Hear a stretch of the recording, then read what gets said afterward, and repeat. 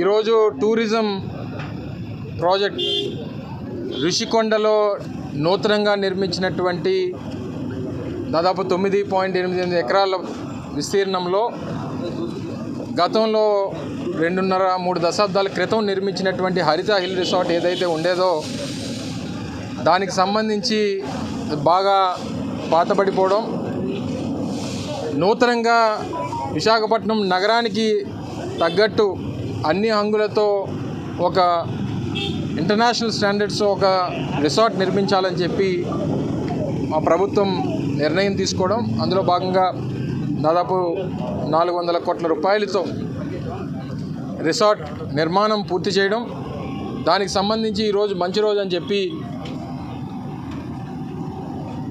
ఏదైతే పురోహితులు ఇచ్చినటువంటి వారి సలహా మేరకు ఈరోజు ప్రారంభోత్సవం కూడా పెద్దలు స్వరూపానంద సరస్వతి గారు, అలాగే సంబంధించినటువంటి శాఖ మంత్రి రోజా గారు, పెద్దలు సుబ్బారెడ్డి గారు వాళ్ళందరి సమక్షంలో ఈరోజు లాంఛనంగా ప్రారంభించడం జరిగింది.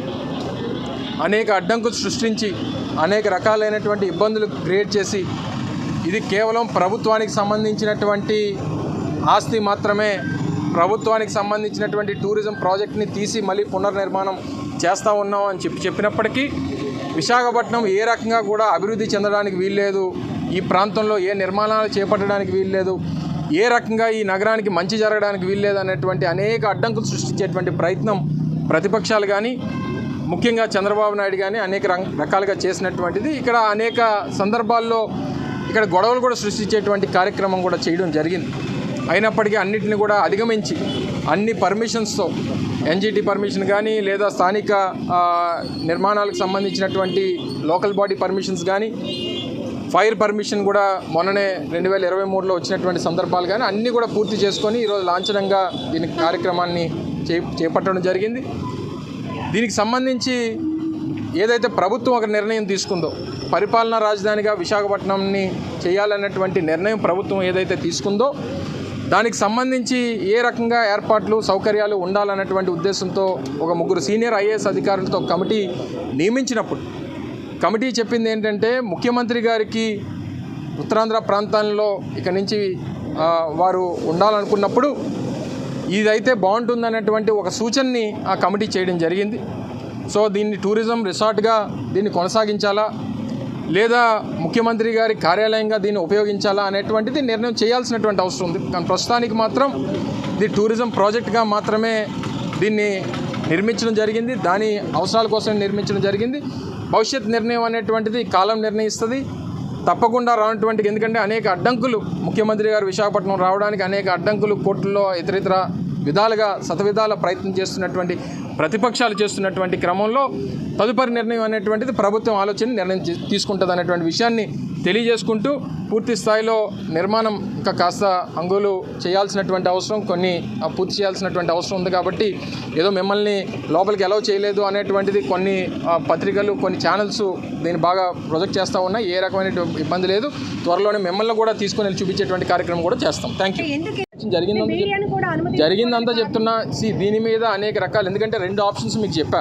దీన్ని టూరిజం రిసార్ట్గా కంటిన్యూ చేయాలా లేదా ప్రభుత్వంలో ఉన్నటువంటి అధికారులు ఇచ్చినటువంటి సలహా మేరకు దానికి ముఖ్యమంత్రి గారికి సంబంధించినటువంటి దాని మీద ఏదైతే అభిప్రాయం చెప్పారో దాని ప్రకారం చేయాలా అనేటువంటిది. ఒకవేళ ముఖ్యమంత్రి గారు ఇక్కడి నుంచి పరిపాలన చేసినప్పుడు సెక్యూరిటీ రీజన్స్ అనేక రకాలైనటువంటి మెజర్స్ అనేటువంటివి ఉంటాయి.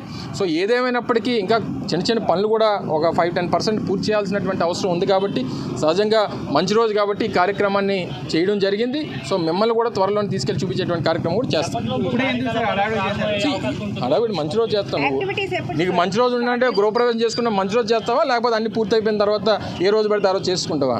ఈ ప్రభుత్వం ఆస్తి అయినా ప్రైవేట్ ఆస్తి అయినా ఏదన్నా కొన్ని సాంప్రదాయాలు ఉంటాయి. అన్యమత ప్రార్థనలు, అటు ముస్లిమ్స్, ఇటు క్రిస్టియన్ ఫాస్టర్స్, అటు స్వామీజీ అందరూ కూడా కలిసి ప్రార్థనలు చేసి కార్యక్రమాన్ని చేయడం జరిగింది. సో ఇవన్నీ కూడా కొన్ని ప్రక్రియలు, సాంప్రదాయాలు, కల్చర్, ట్రెడిషన్స్ అనేటువంటివి మనకి, మన దేశానికి, మన రాష్ట్రానికి, మన ప్రాంతానికి ఉన్నాయి. ఆ ట్రెడిషన్స్ ప్రకారం చేయడం జరిగింది. ఏమైనా ఉన్నాయా? ఎప్పటి నుంచి ఇక్కడ ఏ రకమైనటువంటి కోర్టు అడ్డంకులు ఈ నిర్మాణానికి సంబంధించి కానీ దీనికి మీద అనేక రకాలైనటువంటి ప్రయత్నాలు చేశారు. ఏ రకమైనటువంటి అడ్డంకులు నిర్మాణానికి సంబంధించి కానీ ఇక్కడ ఆ రిసార్ట్ ప్రారంభించేటువంటి దానికి కానీ ఏ రకమైనటువంటి అడ్డంకులు లేవు. చిన్న చిన్న ఇష్యూస్ ఏమన్నా కోర్టులో చేయాలన్నటువంటి ప్రయత్నం చేసినా అవన్నీ కూడా ప్రభుత్వం సంబంధించినటువంటి డిపార్ట్మెంట్ అధిగమించింది అనేటువంటి విషయాన్ని కూడా తెలియజేస్తాను. అఫీషియల్ నేను మంత్రిని వచ్చి చెప్తుంటే మళ్ళీ అఫీషియల్ అన్అఫీషియల్ అంటాను. ఇనాగ్రేషన్ అఫీషియల్ అని చెప్తున్నాం కదా. మంత్రిని చేస్తాం చెప్పాను కదా. 2 మెజర్స్ ఉన్నాయని, 2 ఆలోచనలు ప్రభుత్వానికి, రెండు ఆలోచనలు ప్రభుత్వం దగ్గర ఉన్నప్పుడు, ఒకటి ముఖ్యమంత్రి గారు ఉండాలా అనేటువంటి పరిస్థితి వచ్చినప్పుడు సెక్యూరిటీ అనేటువంటిది చాలా ఇంపార్టెంట్. అనేక రకాలైనటువంటి మెజర్స్ ఉంటాయి. సో ఇవన్నీ తీసుకొని నిర్ణయం చేసిన తర్వాత తప్పకుండా మేము మీ ద్వారా ప్రజలకు చూపించేటువంటి కార్యక్రమాన్ని చేస్తాం. Thank you.